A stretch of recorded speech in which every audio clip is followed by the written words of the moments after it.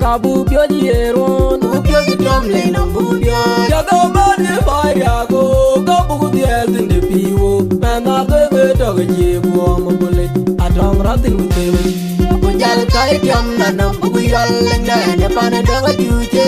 Kai le ma jamon be na wel bo be na wel ne ra ne chok na chugupal nga e pin no nyali wara wen ben yo bien de dinge korwalo ije. Kailinga jamon, andir nyanchola jawere, linga jawe ngani lorial tera bangi. Punjal kai tiam nanam buguyal lenga ene pane donga juche. Kailinga jamon, bebe na welbo, bebe na welnya nerane choku na chugupal nga epini nom nyali wara ngwen ben dio bien ge dinge korwalo ije. Kailinga jamon, andir nyanchola jawere, linga jawe ngani lorial tera bangi. Punjal kai tiam nanam buguyal lenga ene pane donga juche.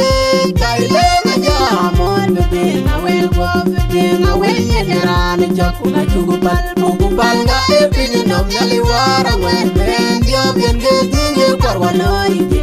Kailinga jamon, andir nyanchola jawere, linga jawe ngani lorial tera bangi. Yogude nyingangri ang law jaro tena lunyi nyang naga nyingangri ang law yare tena lunyi yogude nyingangri ang law jaro tena lunyi nyang naga nyingangri ang law yare tena lunyi yogude nyingangri ang law jaro tena lunyi nyang naga nyingangri ang law yare tena lunyi yogude nyingangri ang law jaro tena lunyi nyang naga nyingangri ang law yare tena lunyi o kai leng pene nyoke awurut pene nyoke o kai leng pene nyoke awurut pene nyoke o kai leng pene nyoke awurut pene nyoke o kai leng pene nyoke awurut pene nyoke o kai leng pene nyoke awurut pene nyoke o kai leng pene nyoke awurut pene nyoke.